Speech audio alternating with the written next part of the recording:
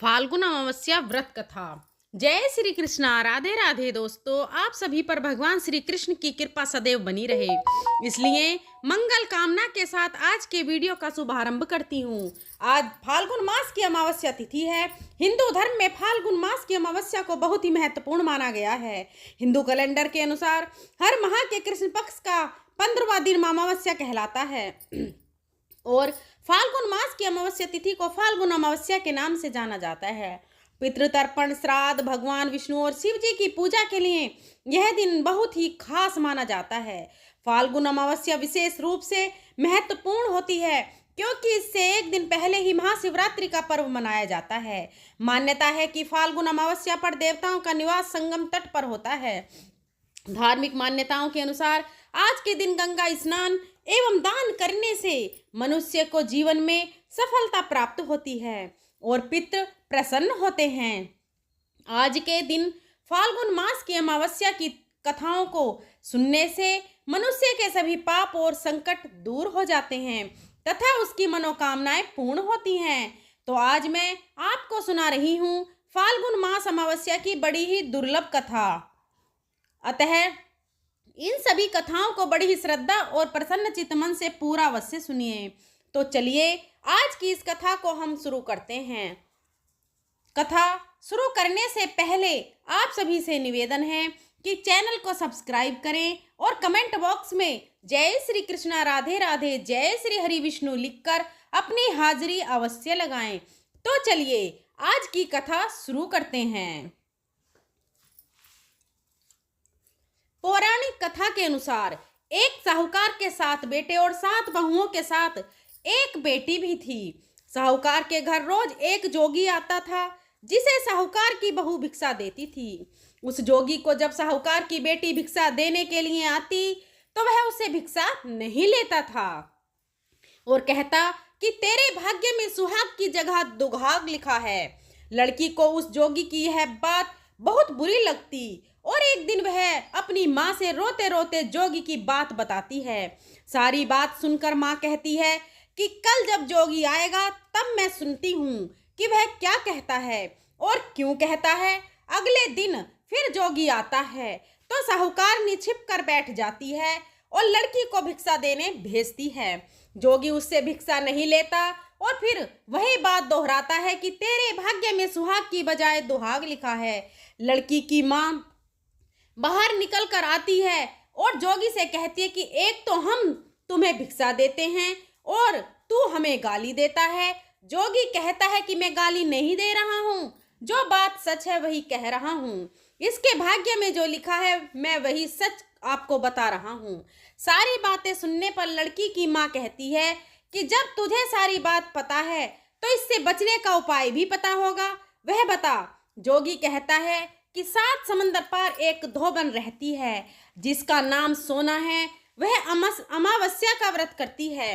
अगर वह आकर इसे फल दे दे तब इसका दुहाग टल सकता है, अन्यथा विवाह के समय सर्प के काटने से इसके पति की मृत्यु हो जाएगी। सारी बात सुनकर माँ रोने लगी और सोना धोबिन की तलाश में निकल गई। चलते चलते रास्ते में तेज धूप पड़ रही थी जिससे बचने के लिए वह एक पीपल के वृक्ष के नीचे बैठ गई। उसी वृक्ष पर एक गरुड़ के बच्चे अपने घोंसले में थे।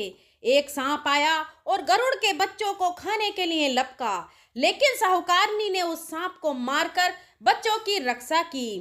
कुछ देर बाद गरुड़िनी आई और सब जगह खून देखकर साहूकारनी को चोंच से मारने लगी। साहूकारनी बोली कि एक तो मैं तेरे बच्चों को सांप से बचाया है और तू मुझे ही मार रही है। सारी बातें जानने पर गरुड़िनी बोली कि तूने मेरे बच्चों की रक्षा की है, इसलिए मांग जो चाहती है। साहूकारनी गरुड़ी से कहती है कि मुझे 7 समंदर पार धोबिन के यहाँ छोड़ दो। वो गरुड़ ने वैसा ही किया।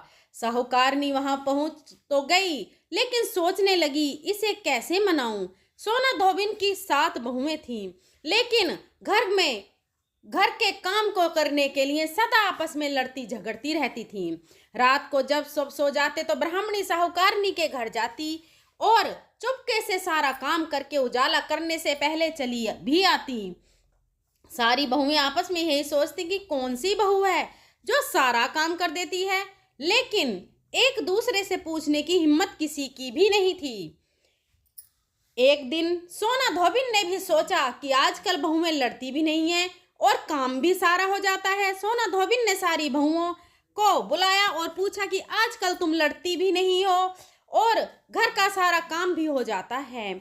सोना धोबिन ने अपनी बहुओं से पूछा, घर का सारा काम कौन करता है? बहुएं सास से झूठ कहती हैं कि लड़ाई करने से क्या फायदा, इसलिए हम मिलकर काम करते हैं। सोना धोबिन को अपनी बहुओं की बात पर विश्वास नहीं होता और वह रात में जागकर स्वयं सच देखना चाहती है कि कौन घर का सारा काम करता है।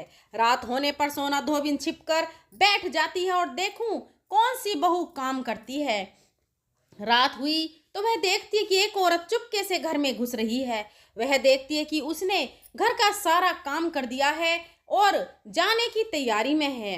जैसे ही साहूकारनी जाने लगती है तो सोना धोबिन उसे रोकती है और पूछती है कि तुम कौन हो और क्या चाहती हो। साहूकारनी कहती है कि पहले तुम वचन दो तब बताऊंगी। सोना धोबिन वचन देती है। तब साहूकारनी कहती है, मेरी बेटी के भाग्य में दुहाग लिखा है, लेकिन तुम अमावस्या का व्रत करती हो तो मेरे साथ चलकर उसे सुहाग दे दो। सोना धोबिन वचन से बंधी थी तो वह साहूकारनी के साथ चलने को तैयार हो जाती है। जाते समय सोना धोबिन अपने बेटों व बहुओं से कहती है कि मैं इस औरत के साथ इसकी बेटी को सुहाग देने जा रही हूँ, लेकिन अगर मेरे पीछे से तुम्हारे पिताजी मर जाएं तो उन्हें घी और तेल के कूप में डालकर रख देना। सोना धोबिन साहूकारनी के घर पहुंच जाती है। साहूकारनी अपनी बेटी का विवाह करती है तो फेरों के समय सोना धोबिन कच्चा करवा दूध तथा तार लेकर बैठ जाती है। कुछ समय बाद सांप आया और दूल्हे को डसने लगा तो सोना धोबिन ने करवा आगे कर तार से सांप को बांध दिया और सांप मर गया। अब सोना धोबिन ने लड़की को सुहाग दिया और कहा कि अब तक मैंने जितनी अमावस्या की हैं वह साहूकार की इस लड़की को मिलेगा, उनका फल। अब आगे जो अमावस्याएं मैं करूंगी उनका फल मेरे पति और मेरे बेटों को मिलेगा। सभी लोग अमावस्या माता की जय जयकार करने लगे। सोना धोबिन अपने घर वापस जाने को तैयार हुई तो साहूकारनी ने कहा कि तुमने मेरे जमाई को जीवन दान दिया है, इसलिए तुम जो चाहो मांग लो। सोना धोबिन बोली कि मुझे कुछ नहीं चाहिए और वह चली गई। रास्ते में चलते हुए फिर से अमावस्या आ गई। उसने पीपल के पेड़ के नीचे बैठकर कहानी कही, व्रत रखा और पीपल के पेड़ की 108 बार परिक्रमा की। पीपल के पेड़ की पूजा के बाद वह घर जाती है तो देखती है कि उसका पति मरा पड़ा है। अब रास्ते में जो अमावस्या उसने की थी उसका फल अपने पति को दे देती है, जिसके प्रभाव से वह पुनः जीवित हो गया। सब कहने लगे कि तूने ऐसा क्या किया जो तेरा पति जिंदा हो गया। वह कहती है, मैंने तो ऐसा कुछ नहीं किया है, बस रास्ते में अमावस्या तिथि आ गई थी जिसका मैंने व्रत किया। कहानी कही और पीपल के वृक्ष की 108 बार परिक्रमा की। अब सारी नगरी में ढिंडोरा पिटवा दिया गया कि हर कोई अमावस्या का व्रत करेगा, पूजा करेगा, कहानी कहेगा और पीपल के वृक्ष की 108 बार परिक्रमा करेगा। हे अमावस्या माता, जैसे आपने साहूकार की बेटी का सुहाग दिया वैसे ही सबको देना। अब आइए श्रवण करते हैं अमावस्या व्रत की दूसरी कथा।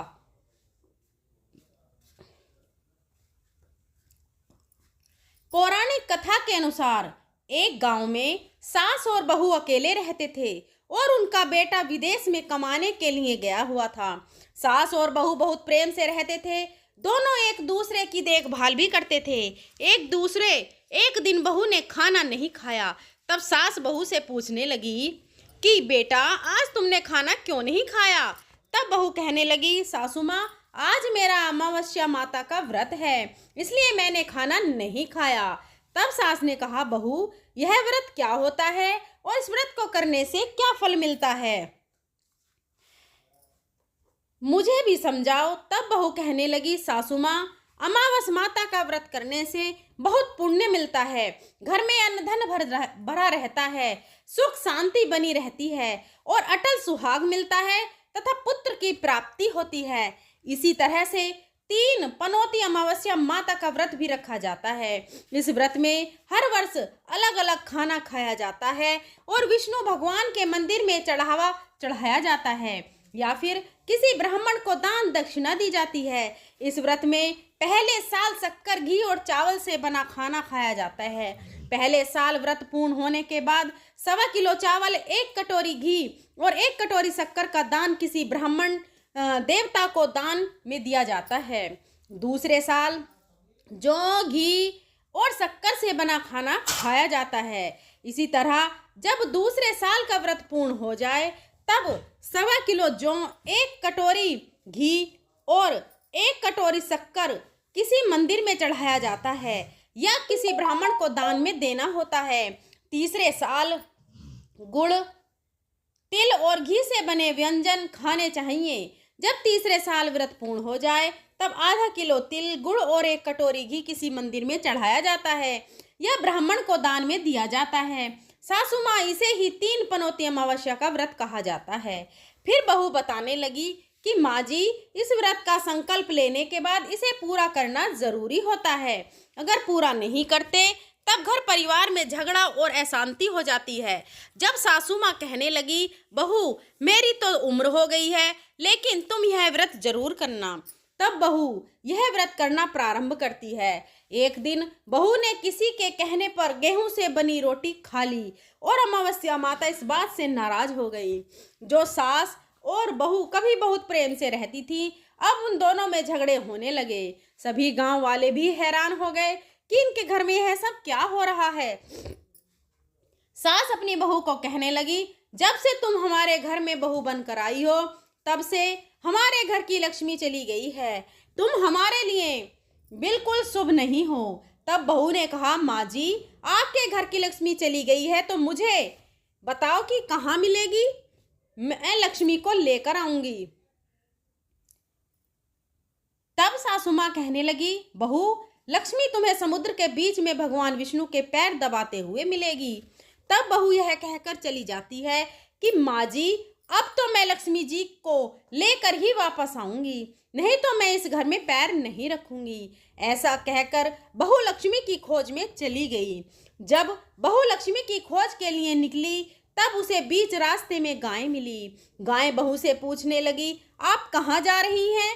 तब बहू कहने लगी, हे गाय माता, मेरी सास कहती है कि मेरे आने से उनके घर में अन्न धन की कमी हो गई है और उनके घर की लक्ष्मी चली गई है, तो मैं लक्ष्मी जी को लेने जा रही हूँ। तब गाय माता कहने लगी, हे बेटी, अगर तुम जा ही रही हो तो भगवान से मेरे बारे में भी पूछ लेना। तब बहू कहने लगी, ठीक है गाय माता, मैं आपके बारे में भी पूछ लूंगी। तब गाय माता कहने लगी, जब मेरा बछड़ा होता है तो वह मर जाता है, जिंदा नहीं रहता। तुम लक्ष्मी जी से पूछना लेना कि आखिरकार मेरे साथ ऐसा क्यों हो रहा है, मैंने ऐसे कौन से कर्म किए हैं जिसकी सजा मुझे मिल रही है। तब बहू कहने लगी, गाय माता, मैं आपके बारे में जरूर पूछ लूंगी। ऐसा कहकर बहू आगे बढ़ गई। जब आगे बढ़ी तब रास्ते में उसे घोड़ी मिली जिसके गले में घंटी बंधी हुई थी। घोड़ी ने भी कहा, बेटी, तुम मेरे दुख का निवारण लक्ष्मी जी से पूछ लेना।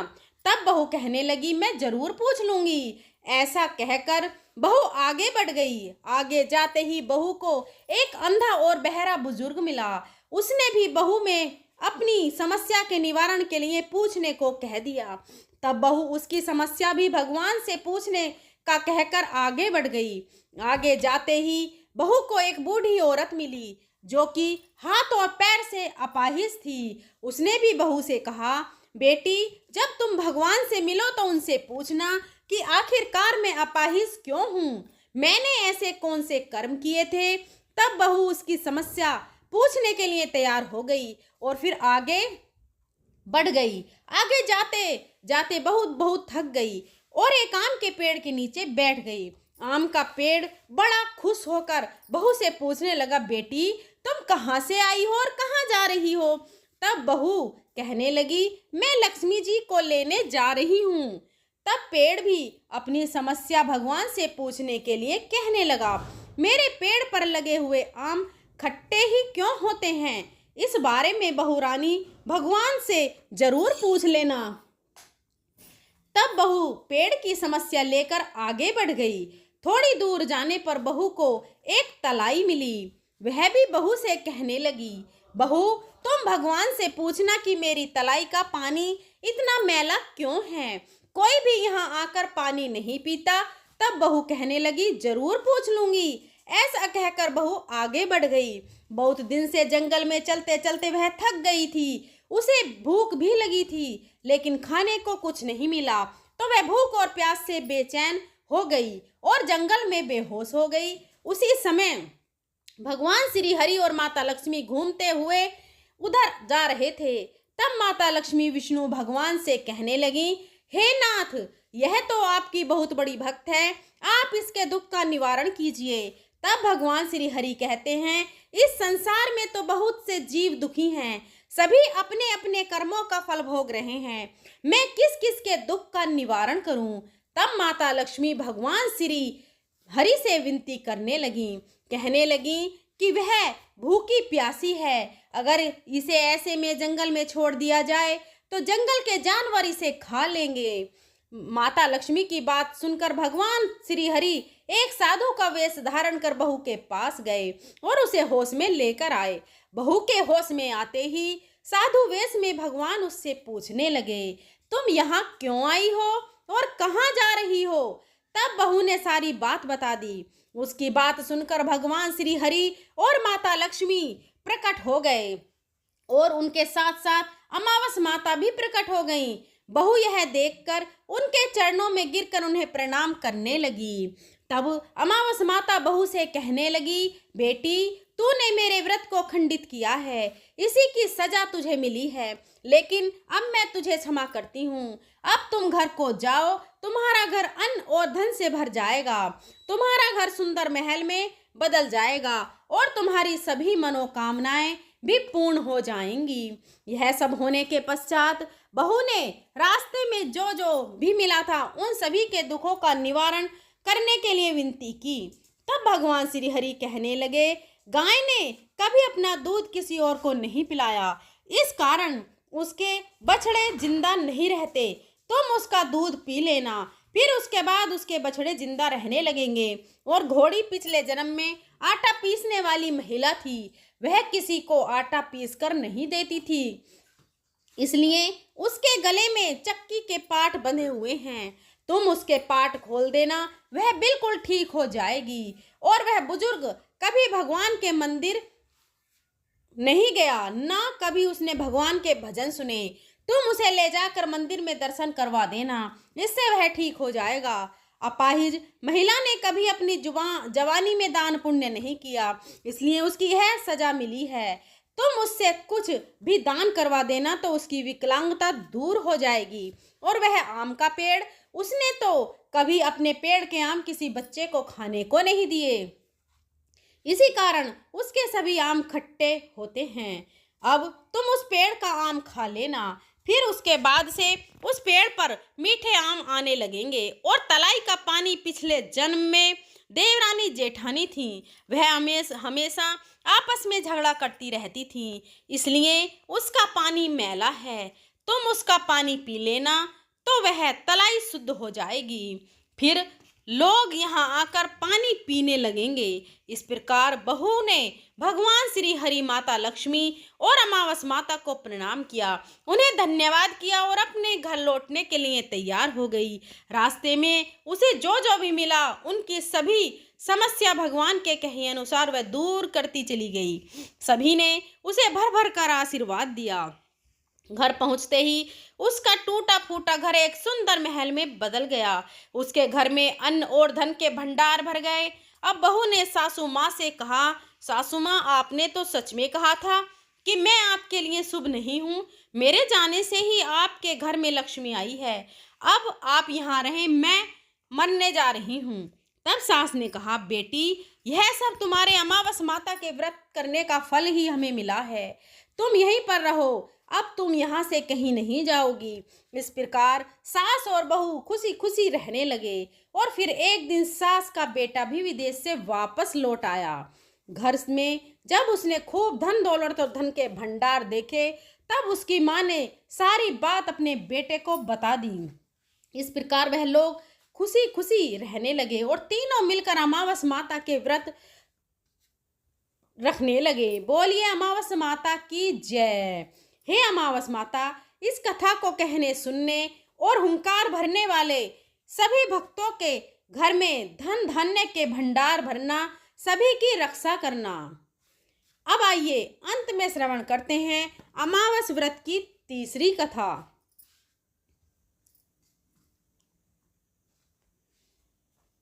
भगवान श्री कृष्ण से एक बार पक्षीराज गरुड़ ने पूछा, हे प्रभु, पृथ्वी पर लोग अपने मृत पितरों का श्राद्ध करते हैं, उनकी रुचि का भोजन ब्राह्मणों आदि को कराते हैं, पर क्या पितृ लोक से पृथ्वी पर आकर श्राद्ध में भोजन करते पितरों को किसी ने देखा भी है? भगवान श्री कृष्ण ने कहा, हे गरुड़, तुम्हारी शंका का निवारण करने के लिए मैं देवी सीता के साथ हुई घटना सुनाता हूँ। सीता जी ने पुष्कर तीर्थ में अपने ससुर आदि 3 पितरों को श्राद्ध में निमंत्रण ब्राह्मणों के शरीर में देखा था। वह कथा सुनो। भगवान श्री कृष्ण कहते हैं, हे गरुड़, यह तो तुम्हें ज्ञात ही है कि श्री राम अपने पिता दशरथ की आज्ञा के बाद वन गमन कर गए थे। साथ में देवी सीता भी थी। बाद में श्री राम को यह पता लग चुका था कि उनके पिता उनके वियोग में शरीर त्याग चुके हैं। जंगल जंगल घूमते सीता जी के साथ श्री राम ने पुष्कर तीर्थ की भी यात्रा की। जब यह श्राद्ध का अवसर था, ऐसे में पिता का श्राद्ध पुष्कर में हो, इससे श्रेष्ठ क्या हो सकता है। तीर्थ में पहुंचकर उन्होंने श्राद्ध की तैयारी आरंभ की। श्री राम ने स्वयं ही विभिन्न शाक, फल एवं अन्य उचित खाद्य सामग्री एकत्र किए। जानकी जी ने भोजन तैयार किया। उन्होंने एक पके हुए फल को सिद्ध करके श्री राम जी के सामने उपस्थित किया। श्री राम ने ऋषियों और ब्राह्मणों को सम्मान सहित आमंत्रित किया। श्राद्ध कर्म में दीक्षित श्री राम की आज्ञा से स्वयं दीक्षित होकर सीता जी ने उस धर्म का सम्यक और उचित पालन किया तथा सारी तैयारियां संपन्न हो गई। अब श्राद्ध में आने वाले ऋषियों और ब्राह्मणों की प्रतीक्षा थी। उस समय सूर्य आकाश मंडल के मध्य पहुंच गए और कुतुब मुहूर्त यानी दिन का 8वां मुहूर्त अथवा दोपहर हो गई। श्री राम ने जिन ऋषियों को निमंत्रित किया था, वे सभी आ गए थे। श्री राम ने सभी ऋषियों और ब्राह्मणों का स्वागत और आदर सत्कार किया तथा भोजन करने के लिए आग्रह किया।